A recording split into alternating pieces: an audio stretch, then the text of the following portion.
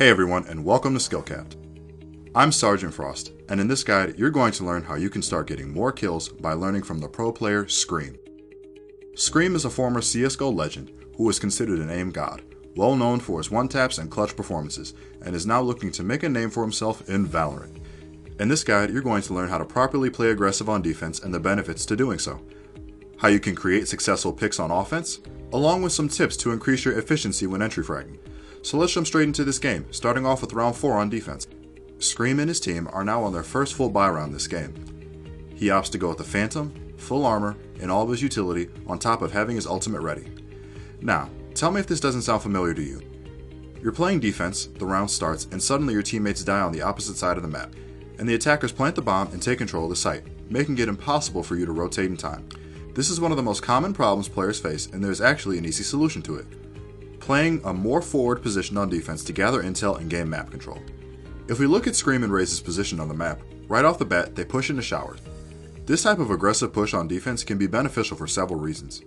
Firstly, gaining control of showers will severely limit the options the attackers would have if they chose to attack A site, with them only being able to go A short. Additionally, if they do push A short, the enemy team will suddenly find Scream and Raze with surprise flank behind them, picking up easy kills. And lastly, if they don't spot anyone outside of showers, and no one is spotted pushing short A, then they immediately know the enemy team is going to hit B site.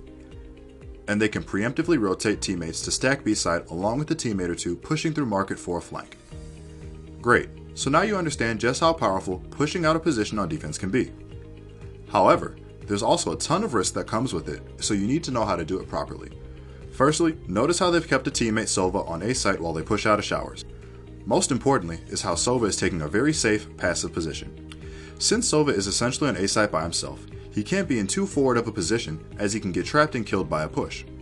In a more passive position, if the enemy pushes 5 on site, then Sova can try to get a pick, fall back, and his team can play the retake. Secondly, notice how Scream and his teammate Raze are pushing out together. This is huge and one of the biggest mistakes players make when trying to push out on defense. Do not push by yourself, as if you lose a gunfight you will put your team in a terrible position with a defender down. You need a teammate to help push with you so that you can trade a kill if one of you dies, keeping the teams even. Notice how close Scream is positioned to Raze as they peek corners. Now, Raze gets sniped as she slow peeks the corner by Cypher, who happen to be watching for a defender to push out of showers, and take note of how Scream immediately swings wide and tries to trade the kill. In this case, he's not able to trade due to the enemy Cypher playing such a tight angle and immediately falling back, something to take note for you AWPers out there. However, this was still a great example of good fundamentals on display by Scream, and the majority of the time he would have been trade killed. To Scream's benefit, he likely remained undetected as Cypher ran off after taking the shot and probably didn't see him swing the corner. Scream is in a tough situation here. He now has the info that Cypher is an AWP and that the attackers are likely close by to A. What would you do in this situation? Run back to A site where it is safe and wait for a push while you are a man down? Or should you push out of showers and look to trade his teammate and gain more intel?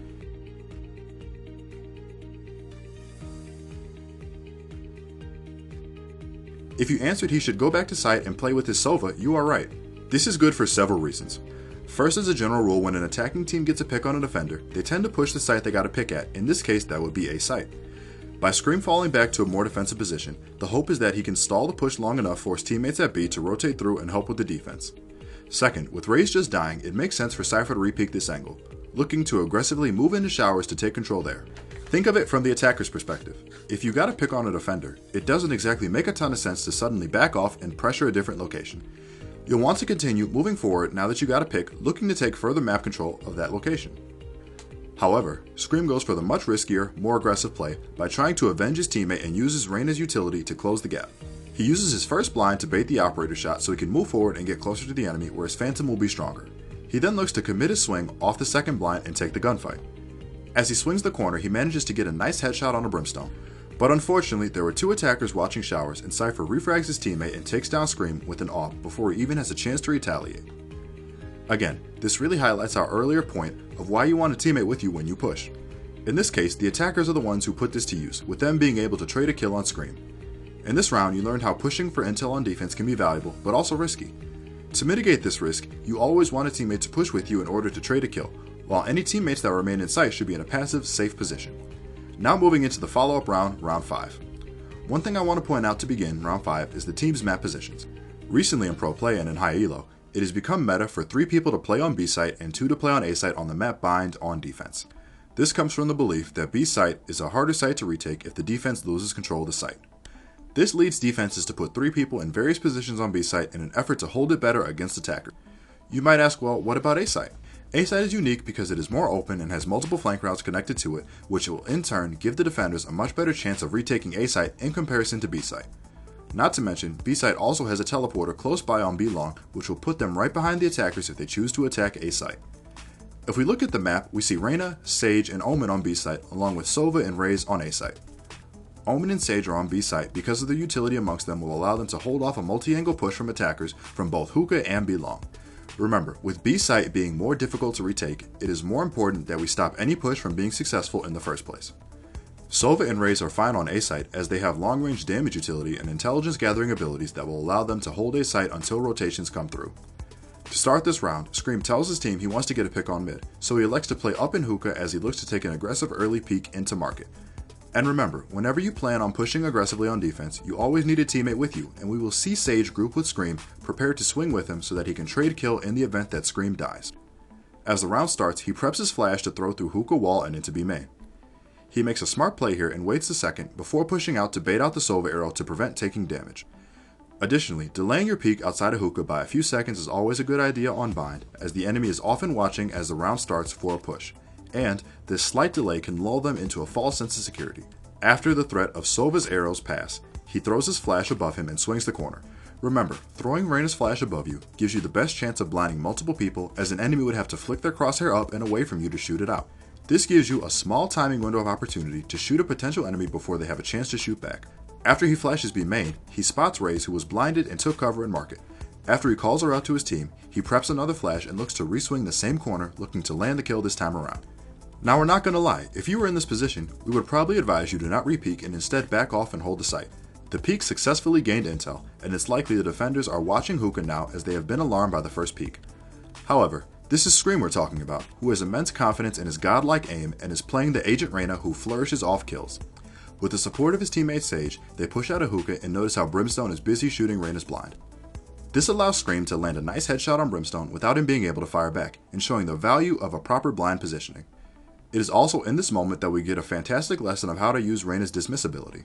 Notice how before he killed Brimstone, he saw Raze in market. He's currently positioned completely out in the open, and with him spraying down Brimstone, he'll need to wait a decent amount of time for his accuracy to reset. This means that if Raze peeks from market, he's likely just dead. This is why he knows to use his dismiss ability on the orb dropped by Brimstone, this way he can get back to cover. Next is a great lesson on how to properly peek and control your angles. Notice how he jiggle peeks the corner instead of wide swinging. Doing this minimizes the amount of angles his agent is exposed to, strictly focusing on the left side of market where he last saw Raze. This allows him to frag Cypher 1v1, despite there being multiple enemies just to the right of him. Again, knowing enemies are nearby, he immediately activates Dismiss to get back to cover, but it's here that we see him use Dismiss in a more advanced way, for intel. With him still having a long duration of Dismiss active, he peeks to gain information while he's still invulnerable, then he gets back to cover as it expires. Great, he knows where Sage is and that she was moving to peek him from the left. With this information, Scream peeks again and lands the kill on Sage. Now, this isn't just as simple as Scream swinging out to kill Sage. There's one other thing at play here, Peeker's Advantage. Peeker's Advantage has two main parts to it. First has to do with your latency or ping. You see, there's an inherent delay from the internet connection between your computer and Valorant server, and this actually is a huge byproduct. The person who is peeking is actually able to see the other player sooner. Second, when you're the one peeking, you've mentally prepared yourself for the upcoming gunfight, giving you a faster reaction time. Compare this to the opponent who doesn't know when exactly you're going to peek or if you're going to peek at all. So, by Scream first using his Dismiss ability to scout the location of Sage, he's essentially prepared himself to then use Peeker's Advantage to give him the highest likelihood of winning the fight. Compare this to if he had stood still and held the angle and waited for Sage to peek him. This would be the wrong thing to do, as he'd be conceding Peeker's Advantage to Sage, making it harder for him to win the gunfight. Again, we see Scream to use that Dismiss ability to peek around the corner while invulnerable to gain further intel and spotting Raze. And now we know exactly why he's going to do this. Utilizing Peeker's Advantage to swing on the enemy Raze, eventually running her down and closing out the round before it even had a chance to get started. In this round, you learn the importance of playing with the teammate when peeking aggressively on defense, along with the proper usage of Reyna's abilities, as well as how to utilize Peeker's Advantage to increase the chance of winning gunfights. Now, fast forwarding to round 9. This is a full buy scenario for his team as they won the previous round, and Scream has taken full advantage of it by buying a Phantom, full armor, and all of his abilities. Again, we're going to get another great lesson from Scream's trademark aggression on defense. But before that, you have to realize how he's been consistently switching up where he's been pushing on defense. We first saw the Showers push, then we saw the Hookah push, and now he's going to push Short A. This is absolutely key when looking to push aggressively on defense. You can't just repeatedly push the same location and expect it to work, as the enemy will start to catch on and wait to kill you. Instead, switch into playing a more defensive position in the next few rounds. Or, like Scream, simply swap with the teammate to push a different area. This will make you unpredictable and give you a significantly higher chance of success. Now, the Short A push on Bind is actually a super strong and simple tactic that players don't use enough. This is because if you can get into the cubby without being seen, like Scream does, the enemy will often be caught completely by surprise. As you can see, he peeks and the enemy Cypher is looking nowhere near him and makes for an easy kill. He then uses the orb that drops to cast Dismiss and gets back to safety. This is another huge part of this strategy's success. This can be Jet with her dash ability, or Omen with his dark cover and teleport. For example, if he was playing Sova, well then this Ace short push would have been far too risky, since once he killed Cypher, he'd be trapped in the cubby with the enemy immediately looking to swarm and kill him. However, agents with utility or mobility spells can get out of cubby quickly after getting the pick. Once he reaches safety on site, he calls out to his team that he killed A site lurker and will now look to rotate to B. But it begs the question, why is he deciding to preemptively rotate to B? Well, it's for two reasons. First, he killed Cypher, and throughout this game, the enemy Cypher has been filling the lurker role on the attack team. For those who are uninitiated, the lurker is someone on the attacking team that goes to the opposite site that the attackers are not trying to push to try to get picks on any defenders that try to look to push or flank, or simply looks to sneak into sight if the defenders over-rotate too early. Knowing the role of the lurker and that the enemy Cypher has been playing as a lurker on attack signals to Scream that the rest of the attackers are likely on the opposite side of the map of Cypher looking to attack B site. In addition to this, he spots an enemy Sova arrow on the minimap go into Hookah, further confirming his suspicions. As he rotates to B, he spots on the minimap that his teammates begin to trade with the attackers in Hookah and B long. I hope you're noticing a pattern of watching the minimap and just how beneficial it can be. This now brings the game into a 4v3 in Scream's favor, and the pressure is on his team to hold the sites as best as possible. What's interesting though is how Scream decides to almost immediately rotate back to A site, despite Sova being visible in Hookah. Why is this? Well, this is definitely something more exclusive to high rank play, but you have to keep in mind that the enemy team already knows that his teammates Sova and Sage are in B site. Now, all of a sudden they are being shot at from the doorway and halls, a super common spot for A site players to be at once they've rotated. Additionally, this push has taken a decent amount of time, exactly enough time for an A player to have rotated to B. When you combine this with the fact that the enemy's B side attack hasn't worked out yet and is being delayed by utility, you can start to see why the attackers would likely look to do a fast rotate over to A site. This is also a pattern that Scream has become aware of as he's played in this game. The enemy team has been consistently falling back from pushes and executing fast rotates in other rounds. This is why he makes the decision to rotate back to A site. Now, compare this if you were in a lower ranked game. Well, then you'd probably want to stay B, as most players in that elo don't rotate and instead brute force pushes onto site. Additionally, pay attention in your own games as to what the attackers like to do. When they push, are they always committing to it regardless of how bad it goes for them or how long they've delayed? Or are they willing to rotate to the other site? The answers to these questions will help you know what to do in positions like these. Once Scream is rotated back to A site, he spots the enemy pushing in as predicted, but unfortunately loses the gunfight, which is honestly fine as you can't expect to win every fight you take. With that being said, this round was a great example of how important it is to switch up when you're playing aggressive on defense to avoid being predictable. Also, why the short A push into cubby can be so valuable, and how to properly preemptively rotate on defense and predict where the attackers are going to push. Now, jumping into offense starting with round 14. After winning the previous pistol round, Scream finds himself in the common second round scenario where he wants to win this round. But if his team full buys with armor inspectors, then they will be outgunned the next round when the enemy can full buy rifles. To solve this problem, Scream will be running the cheaper yet formidable rifle, the Bulldog.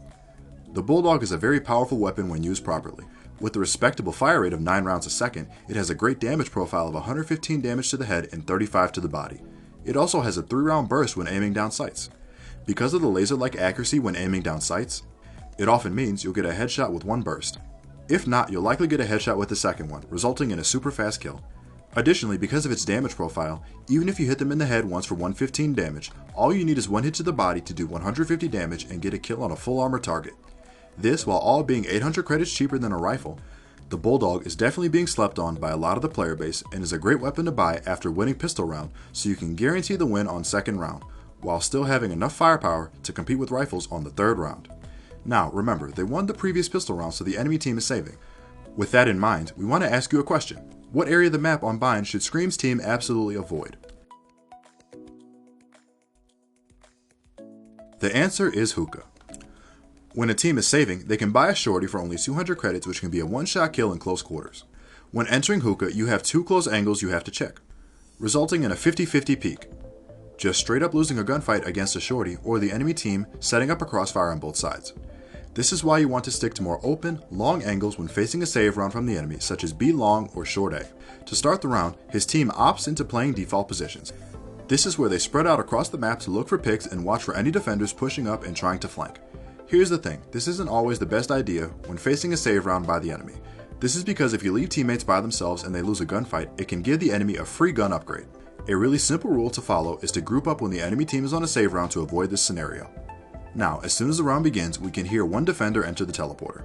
It is important to note that it is impossible to fake a teleport on Bind except with the agent Omen. Omen can pull this off by jumping into the teleporter and casting his teleport ability right before you enter it. This will make the teleporter sound while then teleporting you back to where you started. Additionally, players can try to fake the teleport by throwing guns into it, but this makes a much different, lighter sound.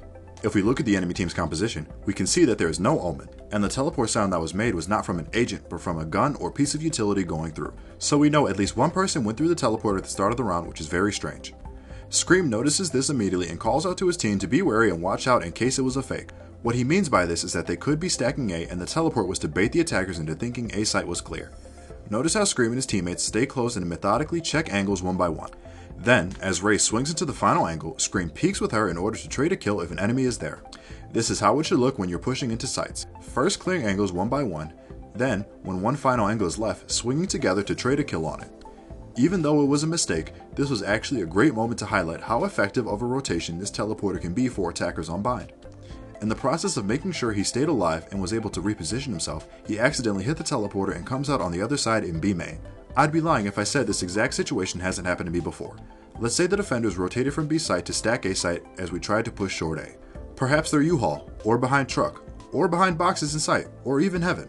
Well, check this out. When you take the teleporter, look at how fast you can get into B site. You have an extremely short path through to hookah. Now look at the path the defenders have to take from A site. It's actually quite long.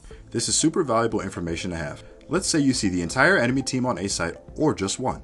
You know, if you take the teleporter, you can actually get to B site before them, no matter how fast they try to rotate.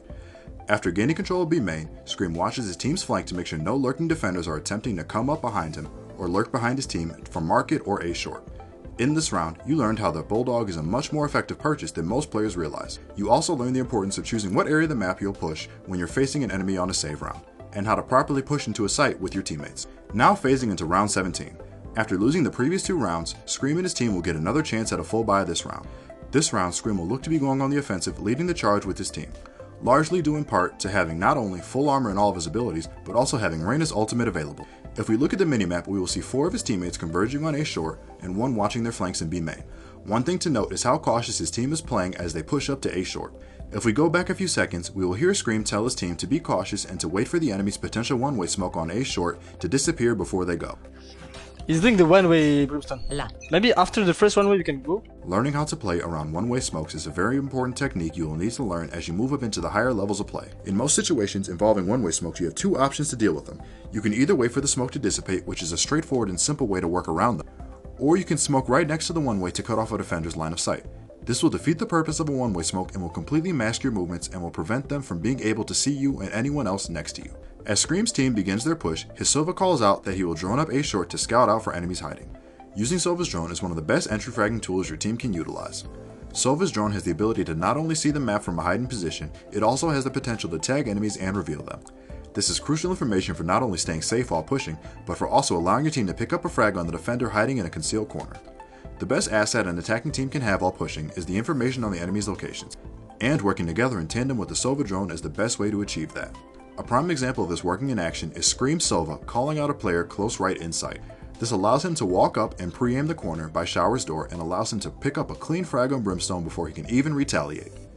As he makes his way around the site after landing the first kill, he stands in place and allows for himself to be healed up to 150 before going back into the fight.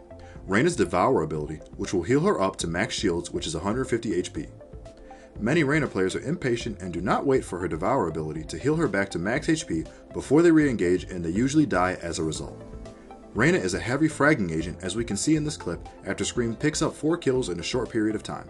One thing many Reyna players in my opinion lack is patience. Learning patience as a Reyna player will make you much more polished and controlled. In high level play, many players that know a Reyna is alive will not push her and they will wait out her abilities and will wait for her to walk into their crosshairs. Enemy players will look to avoid fighting a good Reyna head on as they do not want to die and set off her potential to chain frags together, which will spell trouble for their team. Because of this, many players will play extremely passive against a Reyna, and some will even retreat or fall back if they hear Reyna activate her ultimate. Playing with patience as Reyna means not always running headfirst into the enemy with the flash prepared trying to engage enemies as fast as possible. It means taking your time and slowly clearing your angles and checking your corners and hiding spots thoroughly for enemies. Playing with patience will allow Reyna to safely pick up her first kill, which in turn will allow her to use her abilities to her advantage and slowly allow her to take control of a site for her team. So how do you like the map Bind? Is it one of your favorites? Do you dread playing on it? Or do you find it to be balanced and fun? Let us know in the comment section down below. We here at SkillCap want to thank you for watching. This is Sergeant Frost, and remember, winter is coming.